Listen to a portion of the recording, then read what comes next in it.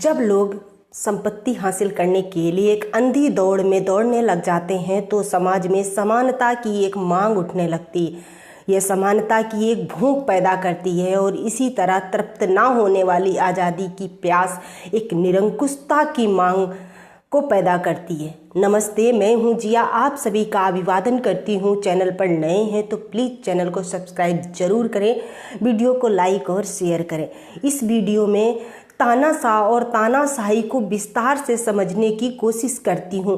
मैं उम्मीद करती हूं कि इस वीडियो को देखने के बाद आपको डिक्टेटर और डिक्टेटरशिप की पूरी नॉलेज होगी। वीडियो को कंप्लीट देखें। तानाशाह यानी कि डिक्टेटर, जिसे निरंकुश या परम सत्तावादी कह सकते हैं, एक ऐसा शासक होता है जो किसी राष्ट्र का एकमात्र शासक होने के साथ साथ राष्ट्र की सभी शक्तियों को अपने पास रखता है। कहने का मतलब है कि तानाशाह सभी राष्ट्रीय शक्तियों का धारक होता है।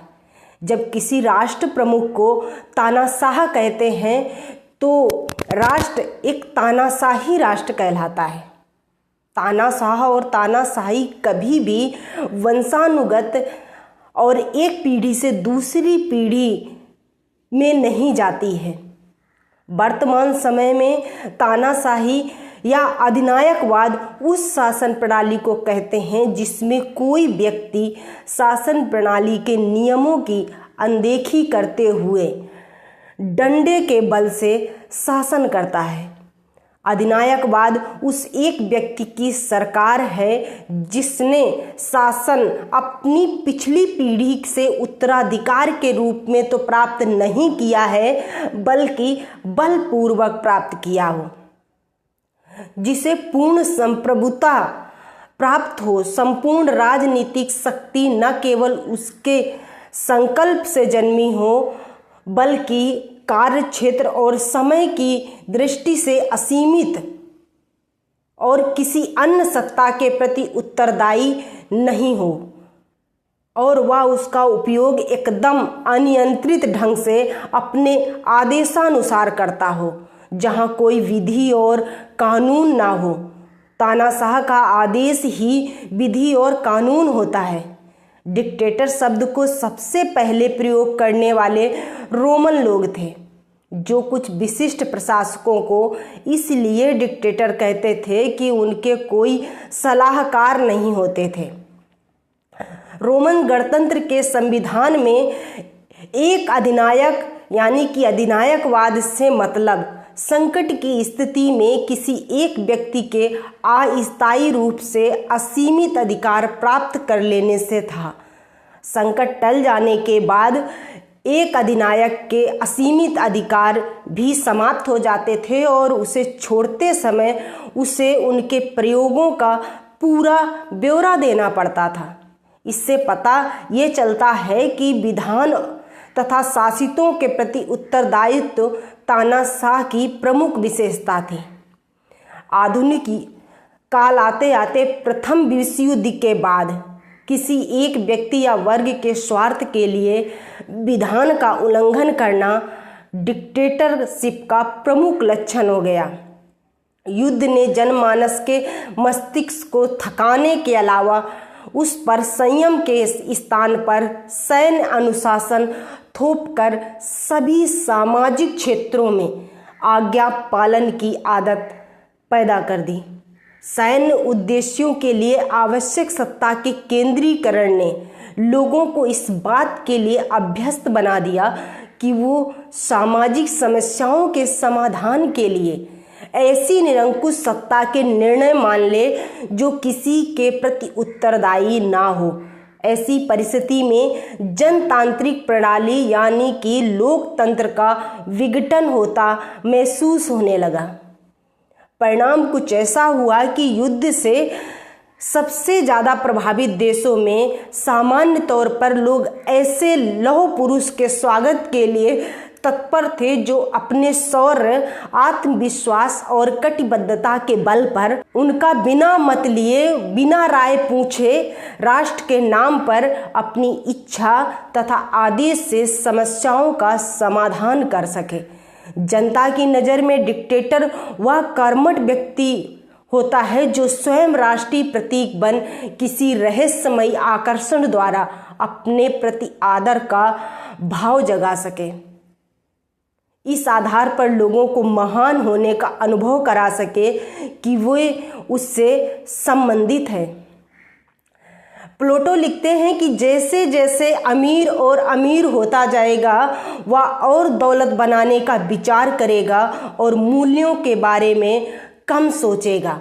जैसे जैसे असमानता बढ़ती है, अशिक्षित और गरीबों की संख्या भी बढ़ने लगती है, अमीरों की संख्या कम होने लगती है और आखिरकार ओलिगार्क यानी कि कुलीन तंत्र की सत्ता खत्म हो जाएगी और राज्य एक डेमोक्रेसी में तब्दील हो जाएगा।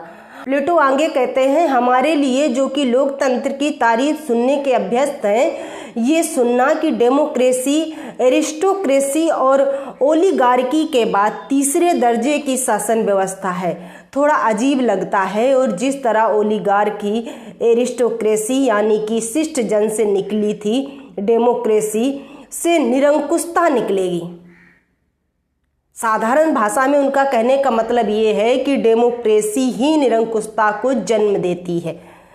सिर्फ यही नहीं, रिपब्लिक में प्लेटो के जहन से उपजे सुकरात कहते हैं कि लोकतंत्र अराजकता का एक सुखद रूप है और ये भी अपने विरोधाभास की वजह से दूसरी शासन व्यवस्थाओं की तरह खत्म हो जाता है।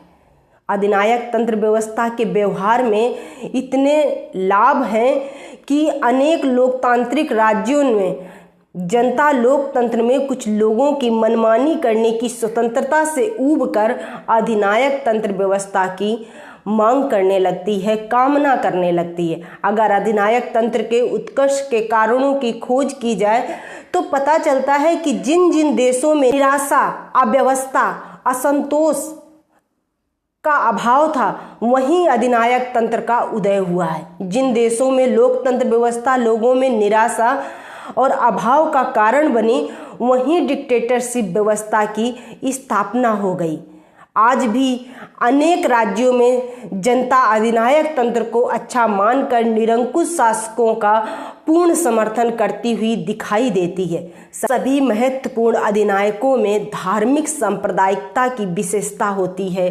एक उत्साह के साथ प्रवर्तक की पूजा और एक विशिष्ट विधि के प्रति श्रद्धा, महान व्यक्तियों से संचालित, सदैव आकर्षक विचारधारा से प्रेरित, अपने अनुयायियों से कर्तव्य के रूप में बलिदान की मांग करता हुआ अधिनायकवाद तंत्र सक्रिय व्यक्ति द्वारा स्थापित सरकार का एक स्वरूप होता है।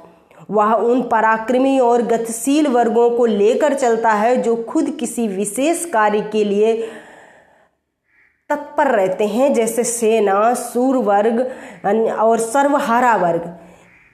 अधिनायक तंत्र अपने संकल्प और भावनाएं शासितों पर आरोपित करता रहता है। इस आरोपण के दो साधन होते हैं, एक नकारात्मक और एक सकारात्मक। नकारात्मक साधन होते हैं आलोचना को रोकना, यानी कि अपने प्रति हो रही आलोचना को रोक देना, विरोधी बहुमत या अल्पमत को नष्ट कर देना, राज्य संबंधी आवश्यकता और महत्वपूर्ण तथ्यों साथ में सबूतों को गुप्त रखना, संसद की समाप्ति, संघों तथा दलों का विघटन कर देना, प्रेस पर प्रतिबंध लगा देना, शिक्षा पर नियंत्रण करना, प्रमुख विरोधियों का निष्कासन करना इत्यादि। इस संबंध में हिंसा तथा आतंक की भी चर्चा की जाती है। यदि एक अधिनायक इस व्यवस्था से गुजरने में सफल होता है तो जनरली हिंसा और आतंक के स्थान पर प्रशासकीय विधान स्थापित करता है। सैन्य अधिनायकवाद ज़्यादातर इन्हीं नकारात्मक साधनों से संतुष्ट रहता है, किंतु वर्ग अधिनायकवाद इसके अलावा सकारात्मक साधनों का भी प्रयोग करता है, जैसे प्रचार द्वारा अधिनायक के भावनाओं, विचारों और मतों को जनता पर थोपना, जनता तक पहुंचाना, अपनी इच्छा के अनुकूल जनमत का सृजन करना, राष्ट्रीय वर्ग प्रतीकों की पूजा करना और जनता से करवाना, उत्तेजक संगीत का प्रचार, घृणा की भावनाएं पैदा करने वाले भाषण देना, आज्ञा पालन की आदत डालने के लिए समस्त राष्ट्र को सैन्य शिक्षा देना, विद्यालयों के लिए पुस्तकें तैयार करवाना, अबौद्धिक विचारधारा का प्रचार करना, राजनीतिज्ञों, पत्रकारों तथा विद्वानों को घूस देकर उनका मुंह बंद करवाना। परंतु किसी भी सभ्य देश में जहां लोकतंत्र रहा है, ये सभी साधन अधिनायकवाद यानी कि डिक्टेटरशिप की स्थापना के लिए तब तक पर्याप्त नहीं है जब तक उनके साथ जनता से लुभावने आदर्शों, आज्ञाकारिता, अनुशासन, सत्ता, एकता, शक्ति, देश प्रेम आदि के लिए लगातार अपील न की जाए और व्यक्ति में अपने निजी अधिकारों को एक अधिनायक के हाथों सौंपने का उत्साहपूर्ण भावनाओं को न उभारा जाए। इसके लिए धर्म से संबंधित भावनाओं को कमजोर कर अपने राज्य, राष्ट्र, जाति या वर्ग की स्तुति, पूजा की भावनाओं को मजबूत किया जाता है। जिस अवैध ढंग से अधिनायक तंत्र की स्थापना होती है, उसी ढंग से अतिरिक्त उसका उन्मूलन असंभव है। तानाशाही राष्ट्र को लोकतंत्र शासन की विधियां सीखने से रोकता है और इसलिए एक तानाशाही के देहांत के बाद व्यक्तियों और वर्गों या राजनीतिक दलों में सत्ता पाने के लिए आपसी प्रतिद्वंद्विता राष्ट्र के लिए एक विपत्ति का कारण भी बन सकती है। अधिनायक तंत्र में कुछ ऐसे गुण भी होते हैं जो अन्य व्यवस्थाओं की सैद्धांतिक श्रेष्ठता के बावजूद इस व्यवस्था को अपनाने के लिए जिम्मेदार होते हैं। अधिनायक तंत्र व्यवस्था में शासन से सभी भयभीत रहते हैं, इसी कारण से कार्य में देरी नहीं होती है। निरंकुश शासक के प्रति संपूर्ण शासन न केवल उत्तरदायी रहता है बल्कि हर समय सतर्क, सचेत और सक्रिय रहता है। इससे शासन में कार्य क्षमता आ जाती है और शासन में कार्य दक्षता भी आती है। देश में एक ही नेता, एक ही योजना, एक ही विकास लक्ष्य रखने से देश की संपूर्ण शक्ति इसी लक्ष्य के मार्ग को प्रशस्त करने में प्रयुक्त होती है। आर्थिक साधनों का समुचित विकास व उपयोग संभव होता है। देश के विकास के लिए एकता, शांति व व्यवस्था की आवश्यकता होती है। अधिनायक तंत्र में इनकी ठोस व्यवस्था रहने के कारण देश के सारे साधन विकास में लगाए जा सकते हैं। देश में एकता की स्थापना में अधिनायक तंत्र बहुत ही सहायक रहता है। विभिन्न दलों तथा विरोधियों का दमन करके देश में एक दल, एक नेता का शासन स्थापित होने के कारण सारी जनता इसके प्रति वफादार हो जाती है। नेता के चारों तरफ सारी व्यवस्थाएं गूंज जाती हैं तथा देश एक ठोस एकता के सूत्र में बंधता हुआ दिखाई देता है। दल या नेता एकता में बांधने का साधन हो जाता है और उसी में सबको अपनत्व का आभास होने लगता है। हिटलर हो या मुसोलिनी इसी तरह जर्मनी व इटली को एक करने में सफल रहे थे। राष्ट्रीयता की भावना जागृत करने में सहायक है। देश के नागरिकों को पारस्परिक एक बंधन में बांधने के लिए एक विचारधारा, एक दल व एक नेता का होना पर्याप्त होता है। एक राष्ट्र का नारा, एक ही झंडे के नीचे सबको खड़ा कर देना, ये होता है अधिनायकवाद। देशभक्ति का इतना प्रबल सुर होता है कि नागरिक अपने देश तथा नेता के लिए बलिदान तक कर जाने के लिए तैयार हो जाते हैं। अधिनायक तंत्र व्यवस्था में देश का बहुमुखी विकास होता है। आर्थिक क्षेत्र में भी तेजी से विकास की व्यवस्था होती है। एकता, अनुशासन व कर्तव्य परायणता के कारण विकास की श्रेष्ठ व्यवस्था हो जाती है। रूस, जर्मनी, इटली, टर्की और स्पेन का अभी तक इतिहास इसी बात का साक्षी है। जैक्सन ने अपनी पुस्तक यूरोप सिंस दी वार में ठीक ही लिखा है, स्पेन वासियों के इतिहास में यह पहला अवसर है जबकि रेलें समय पर चली हैं। अधिनायक के अधीन व्यापार और उद्योग समृद्ध हुए हैं, कृषि फलीभूत हुई है, श्रम संकट दूर हुए हैं। आपने अधिनायक तंत्र की खूबियाँ तो बहुत जान ली। आपको लगता होगा कि तब तो अधिनायक तंत्र ही बहुत अच्छा है, लेकिन अब डिक्टेटरशिप के खतरनाक दोषों के बारे में भी समझ लेते हैं। फिर क्लियर समझ में आएगा कि किसी देश की जनता के लिए क्या बेहतर है, डेमोक्रेसी या डिक्टेटरशिप।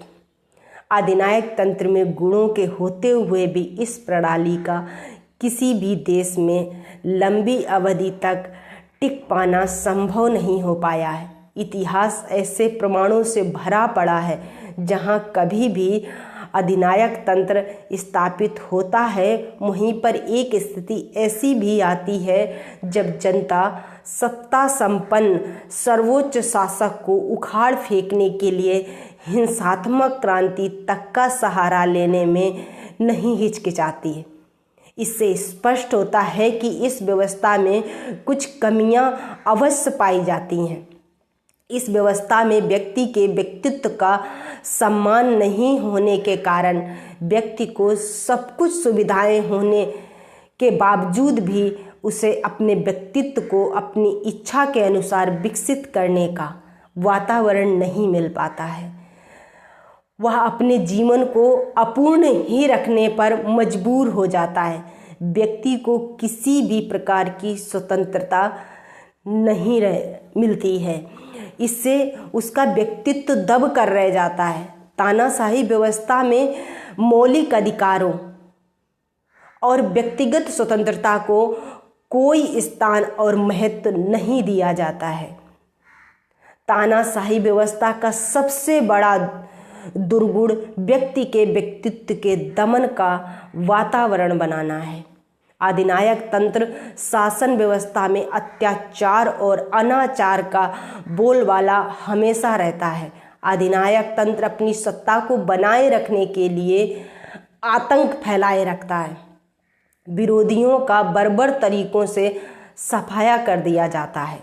इससे मानव भयग्रस्त होकर जेल की खिड़कियों में बंद सा हो जाता है। देश हित में कही गई बात भी अगर तानाशाह की इच्छा के विपरीत है, प्रतिकूल है, तो उसको तानाशाह द्वारा ठुकरा दिया जाता है। उसके विरुद्ध बात कहने वाले को देशद्रोही कहकर मौत के घाट तक उतार दिया जाता है। तानाशाही व्यवस्था देश के लिए अहितकर होती है। इस व्यवस्था में निर्णय एक व्यक्ति लेता है जो किसी भी प्रकार का विरोध या सुझाव स्वीकार नहीं करता है। इससे तानाशाह द्वारा लिए गए जो गलत निर्णयों का अहितकर प्रभाव सारी जनता को भुगतना पड़ता है। अधिनायक तंत्र का हर निर्देश लोगों को मानना पड़ता है, चाहे वह निर्देश राष्ट्रीय हित में हो अथवा ना हो। इस प्रकार तानाशाही व्यवस्था में राष्ट्रीय हितों का समुचित संरक्षण नहीं मिल पाता है। तानाशाही व्यवस्था में साधारण व्यक्तियों में आत्मनिर्भरता, क्रियाशीलता और स्वतंत्रता की भावनाएं पूर्णतः समाप्त हो जाती हैं, क्योंकि उन्हें बोलने और विचारने आदि की किसी प्रकार की स्वतंत्रता नहीं मिलती है। इस व्यवस्था में व्यक्ति का तन, धन और यहाँ तक कि मन भी तानाशाह के लिए हो जाता है। उसे तानाशाह जिधर हाके उधर ही चलने के लिए मजबूर होता है। अधिनायक तंत्र के गुण और दोषों की विवेचना से यह स्पष्ट हो जाता है कि तानाशाही व्यवस्था मनुष्य को मनुष्य नहीं बनाती, उसे मनुष्य के रूप में रहने भी नहीं देती है। इसमें मानव का व्यक्तित्व दब कर रह जाता है। उसकी सारी भौतिक आवश्यकताओं की पूर्ति के बावजूद भी उसको कुछ कमी सी महसूस होती है। उसका जीवन कैदी का सा हो जाता है। इसलिए ही अधिनायक तंत्र के अनेक लाभों के होते हुए भी कोई भी व्यक्ति इस व्यवस्था के अंदर रहना पसंद नहीं करता है। इस शासन में व्यक्ति के लिए सब कुछ रहता है, परंतु फिर भी उसको ऐसी व्यवस्था में घुटन होने लगती है, क्योंकि व्यक्ति केवल रोटी के लिए ही जीवित नहीं रहता है। वह इसके अलावा भी बहुत कुछ पाना या करना चाहता है, जो केवल सोचने, विचारने और अभिव्यक्ति की आज़ादी के वातावरण में ही संभव है। अधिनायक तंत्र सभी आकर्षणों के बावजूद भी तनाव मस्तिष्क की भूख मिटाने के साधनों पर रोक लगाने वाला होने के कारण जनता द्वारा स्वीकार नहीं होता है। तानाशाह के गुण दोषों को जानने के बाद भविष्य में पैदा होने वाली डिक्टेटरशिप की पहचान करने में आपको मदद मिल सकती है। वीडियो को लाइक और शेयर करें, चैनल को सब्सक्राइब करें, बने रहिए हमारे साथ। मिलती हूँ अगली वीडियो में। धन्यवाद।